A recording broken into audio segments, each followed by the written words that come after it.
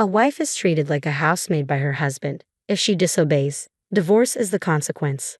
My husband Tom stole my black card and went on a spending spree, exploiting the fact that I'm working while he enjoys a vacation abroad. I can't tolerate this disrespect. Sure, I replied, seething with anger. As I brushed off his call, I began to plot my terrifying revenge. I'm Holly Smith, once a top star in the USA, a former actress who dazzled the world. I even made it to Hollywood, captivating men globally and making headlines overseas. My fame was truly astounding. I left the limelight when I married Tom. He was my ex-manager and aide, expertly supporting me in my globe-trotting career, handling everything from my health to my private life. He's still helping with my current business ventures. Now we jointly run several fashion stores. I left the spotlight 10 years ago at 21. My decision to retire at the height of my fame created a media storm. Die-hard fans even showed up at my door. I received floods of fan mail daily, pleading with me not to quit, and my departure even sparked societal buzz. Despite numerous baseless rumors and tabloid stories, Tom and I tied the knot in sheer happiness. Everyone around me supported us. Right before retiring, I launched my fashion label, and now Tom works for me. He handles the finances while I thrive as a shrewd businesswoman, driving our models to success. Our life seemed idyllic, but recently, Tom's behavior has changed. He sighs constantly at home and gives me these defeated looks. Tom, what's the deal? You seem down. Anything wrong at the office? I knew he was prone to bottling things up, so I often checked in on him during our moments together. He isn't one to openly share his problems, always waiting for me to intuitively step in. Though it could be tiresome, I never begrudged it, as he had handled my complex issues too. My appreciation always trumped any irritation. You know, I'm sick of being the sidekick, always doing what you say, he blurted out unexpectedly, catching me off guard. What's this all about? You've never mentioned anything like this before.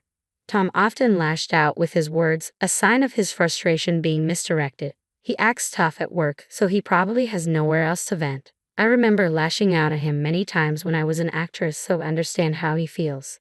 But still, his unexpected words shook me, and I found my voice trembling. I've been holding back. Holly's always busy, and I'm just being supportive. Tom may earn more than the average person, but he's still just an employee at our company. I earn more than him, but I never thought it mattered who earned more in a marriage. His words were a shock to me.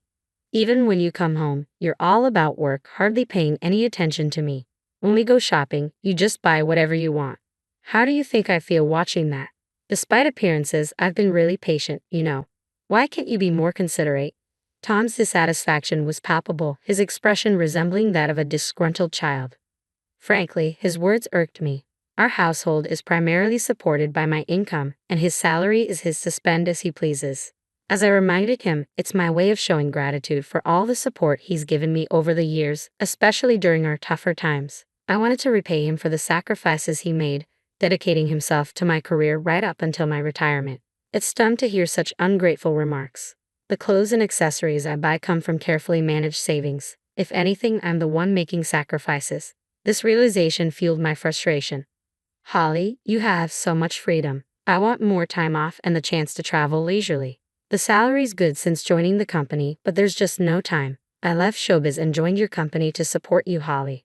The men deserve more gratitude. Stop prioritizing your own time and give me a break. When I retired, he chose to remain in showbiz, asserting he would continue as my manager. However, once my business flourished, Tom's perspective shifted, and he expressed a desire to support me directly. If I join the company and stay by your side, Holly, you won't be lonely. I want to be there for you. Wanting to spend more time together, I welcomed his decision to join. I never pressured him into it, so why am I being treated this way? Isn't the life we have now enough? Isn't his approach overly self-centered? As I pondered this, Tom's suggestion felt like adding salt to the wound. That's it. My parents' 60th anniversary is coming up. Can I take some time off to celebrate? That's all I ask. I won't be selfish anymore, but I want 2 weeks off. I want to take them on a trip to Japan. They've never been, and I want to show them the delicious food and beautiful sights. I braced myself for his reaction, but his unexpected request caught me off guard, leaving me uneasy. 2 weeks off seemed reasonable and easily manageable at our company, known for its fair policies. Yet here he was, making it a personal negotiation with me. Something felt off, though it was just a suspicion without concrete evidence. Trying to suppress my irritation, I replied calmly, I'm fine with that, but it won't work this year. There's a crucial fashion show for our models and preparations for the Paris collection. My schedule is packed. Could you check if next year would be possible? I can adjust my plans then. As his daughter-in-law, attending my in-laws' 60th anniversary was expected of me. However, our company's current commitments left no flexibility for personal trips this year. I attempted to find a compromise, but Tom declined with a smile. It's fine, we'll just celebrate with my side of the family. I want to have some quality family time. As the accountant, my absence for a week won't really disrupt work, right? Tom's words about wanting exclusive family time stung deeply. His implication that my presence was disruptive cut to the core. So, what do you think? I deserve some free time too, don't I? Tom often spoke without filter. He was harmless but occasionally thoughtless, a flaw I'd accepted when I chose him as my life partner. Yet his current tone was hard to bear, even if unintentional. Why did I have to endure this treatment? Didn't he value me? Hey Holly, are you listening? I owed a lot to Tom's parents. Despite my infrequent visits due to work, they treated me like their own and praised my efforts. We're so lucky to have such a wonderful daughter, his mother had said when we married, and his father had celebrated our union with joy. Now, on their 60th anniversary, while I understood Tom's desire to celebrate, agreeing cheerfully after his remarks was challenging. It's no concern to me. Take a week or two. Do as you like. Unable to contain my anger, I let it show. It seemed to unsettle Tom deeply. He stood abruptly, visibly upset, and left the living room without a word. Since then, we have been living in separate bedrooms due to work commitments, and in the days leading up to this trip, we barely saw each other at all. Is that really true? Isn't your husband being too harsh? My secretary noticed my unusual demeanor the day Tom left for his trip and prodded me for details. She's an exceptional talent who supported me since I took over managing the company. As women, we often see eye to eye, and sometimes her advice proves more reliable than my husband's. She's sharp-witted yet caring, always there to support me in tough times or prevent me from making mistakes. I value her like family. She sees me as a sister and I confide in her often. Her mature, honest advice, beyond her years, is always invaluable. This time, too, she sensed something was wrong and kindly expressed her concern. I hesitated initially, but I knew bottling up my feelings could impact my work. So, I recounted everything that had transpired up to that day. She furrowed her brow in frustration. If I were you, I'd have given him a piece of my mind. You've been too lenient with your husband, boss. I know you love him, but you can't let him walk all over you. Her blunt advice, making me ponder who's the elder between us, struck a chord. In an environment where most people hesitate to speak frankly with me, she treats me as an equal. Her candor and support are something I deeply appreciate. Being in a senior position often invites deference and caution, so having someone who can confront me directly like her is truly invaluable. You're right. What should I do? You can call him, right? Why not talk to him after work today? Don't worry about ruining his trip. If things keep going like this, it could lead to a serious problem in your marriage. She pressed the issue like an older sister, leaving me no choice but to agree. Following her advice, I planned to call him right after work. Given the time difference, about 15 hours between the US and Japan, when it's 5:00 p.m. here, it's around 8:00 a.m. there, likely when they finish breakfast. I had sent him an email beforehand to let him know I needed to talk, so he should have been expecting my call. When I dialed, I was certain he would answer, but there was no response. Perhaps he was still enjoying himself with everyone. I decided to try calling again later. Attempting every 30 minutes yielded no results. Concerned, I reached out to my mother-in-law to check on him. Hello, Holly. You must be tired. I'm sorry we went on this trip without you. We told Tom we prefer you to be with us, but he insisted. I recalled Tom mentioning his mother's past as a strict educator, now softened and always showing concern for my busy life. No worries. We're swamped at the company this year, so I couldn't make the time. I'll definitely make it up to you next year, okay? Don't fret about it. Just having this wonderful trip, courtesy of you, is more than enough for us. Her kind words hit me strangely like a hidden meaning behind a smile. Wait, a gift? I asked, thrown off by the unfamiliar term. She seemed taken aback by my question and quickly clarified the situation. Oh, didn't you know? Tom told us this trip was fully paid for by you since you couldn't join. What? I couldn't contain my surprise, blurting it out over the phone. My mother-in-law realized I had no clue from my reaction and swiftly connected the dots. Isn't this the trip Holly arranged? Tom paid for everything with Holly's card, so I thought it was from you. The trip involved Tom's parents and his sister's family, totaling 5 people. The airfare alone cost at least $1,000 per person, with additional expenses easily exceeding $10,000. It was outrageous to spend such a large sum without consulting me, especially since I typically cover our living expenses. Tom doesn't engage in gambling or smoking, so his salary should be intact. He certainly earns enough to afford such expenses, yet he didn't. With his continued silence over my calls, my anger began to simmer. Sensing my distress, my mother-in-law spoke with concern. "Holly, are you all right? We'll repay every cent." Tom insisted on covering everything, which struck us as odd. "My husband and I decided we'll reimburse you later. We miss you and are planning to visit." "Perhaps this trip wasn't the best idea," she said, attempting to console me. "You're not to blame. It's your 60th celebration, so please use that money for your enjoyment. I'll make sure Tom repays it, but could you give me more details on how this trip was planned?" I started to wonder what Tom was up to. It dawned on me that this trip must have been meticulously planned months in advance, and Tom had used me without my knowledge. It was then that my mother-in-law revealed a shocking truth. The trip had been proposed by Tom's sister and her husband, which surprised me greatly. It was always Tom's sister and her husband, who frequently criticized me, that had initiated the trip. Tom's brother-in-law, who held a high position at a rival company, looked down on me for being a female CEO. Tom, due to his pride, never stood up to his sister. The fact that Tom was so receptive to someone other than himself, it must have caught my sister-in-law's attention, despite her always leading Tom around. I couldn't bear the thought that she was offended by even a hint of kindness from Tom. With their strong sense of rivalry, my sister-in-law and her husband disliked me, and I did my best to avoid dealing with them as much as possible. The competitive couple, who always harbored animosity towards me, planned this trip, likely influencing Tom to create conflict and exclude me. They waited for the right moment to take Tom along as a cash cow. "I'm deeply sorry. I had no idea. Tom told us you were busy and asked us not to contact you directly. If my unsuspecting in-laws and I were to communicate, it would expose their scheme and potentially strain our marriage." To prevent this, Tom had preemptively restrained his parents' actions. For my in-laws, who didn't fully comprehend the extent of my busyness, Tom's instructions were final. They chose to abide by his wishes and promised to express their gratitude upon their return. "Holly, did you give Tom a card or something? He was using a black card I've never seen before." "What?" My father-in-law must have been eavesdropping. His urgent tone mirrored the question that had been nagging at me. When he mentioned the black card, I immediately checked my safe.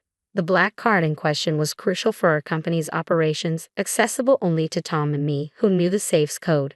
I never imagined Tom would stoop to such embezzlement, but the card that should have been there was gone. As head of finance, Tom had the ability to manipulate records effortlessly. He was misusing company funds. This realization fueled my anger, and I shared the discovery with my in-laws. They appeared shocked. My mother-in-law turned pale, visibly distressed. "What should we do? Are we complicit in this embezzlement?" "We'll return with Tom immediately. We're as guilty as he is, even unknowingly. We'll accept our punishment once we're back," my father-in-law, a man of strong responsibility, said. I shook my head, rejecting his words outright. This whole situation was orchestrated by Tom's sister's family and Tom himself. My in-laws were innocent bystanders in this deception. I couldn't bear the thought of punishing them. "No, you were manipulated by Tom. You're not to blame here.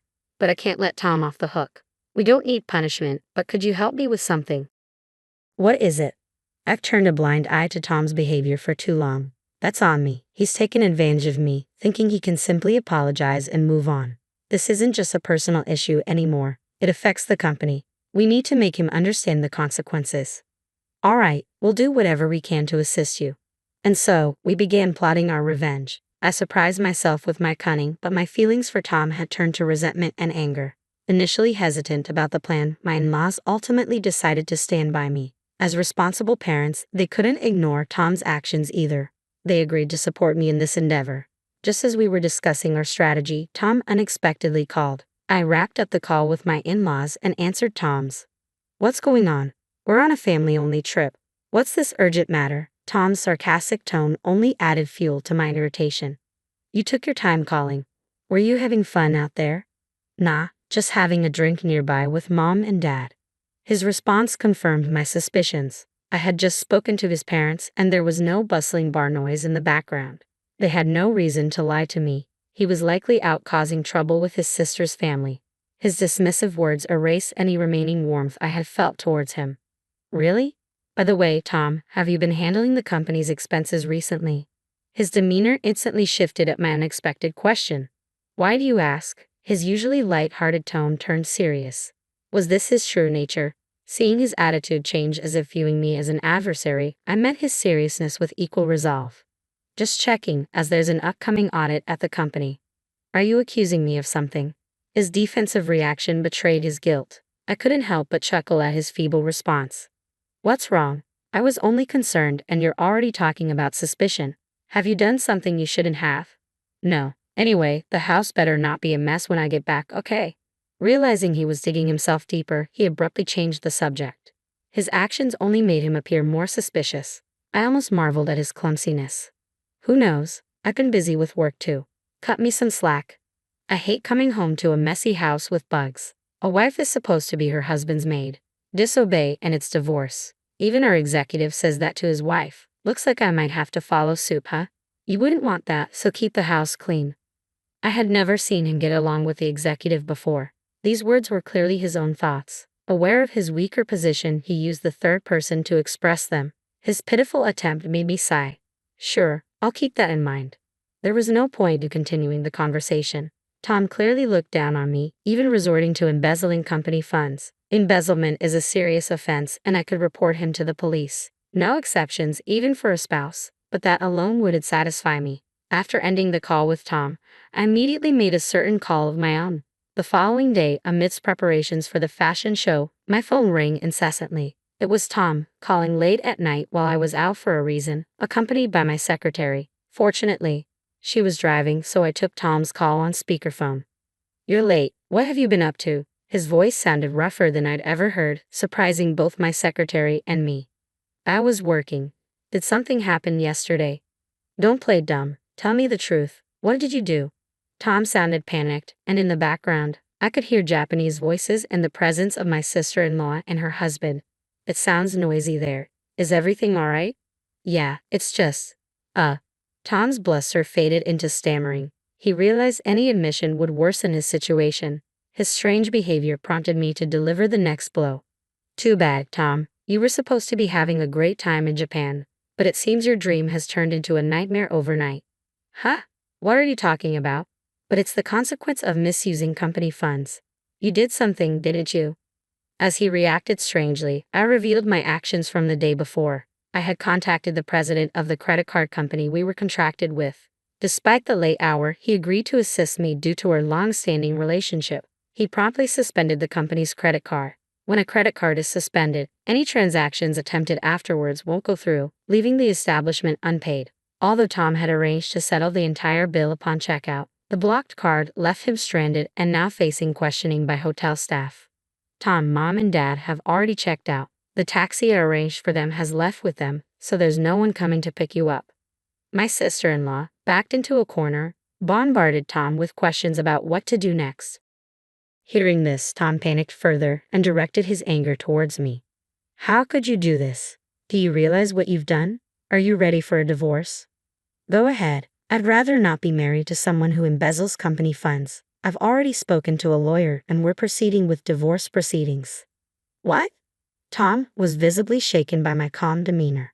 I've overlooked so much of what you've done, Tom. There was a time when I appreciated your support for my work, but I've reached my limit. My patience has run out. That can't be. Realizing he was facing a serious crisis, Tom finally understood the gravity of my anger and let out a pitiful cry. The receptionists at the hotel were persistently demanding payment from Tom and his group, who were now cornered in despair. None of them spoke Japanese, relying on a guide for communication. Hearing their predicament, I suggested they pass the phone to me. No one there speaks Japanese, right? Let me talk to them on your behalf. You're going to help? Of course. Tom must have thought I had a change of heart, realizing his mistake. Without hesitation, he handed his phone over. I explained the situation to the receptionists in Japanese, and they quickly understood and became cooperative. To reassure them, I gave them my contact information, which my secretary noted down. After a friendly conversation, they happily agreed to my proposal and returned the phone to Tom. What happened? Did you sort it out? Yes, I've handled it. Now it's in their hands. Really? You're a lifesaver, Holly. I love you.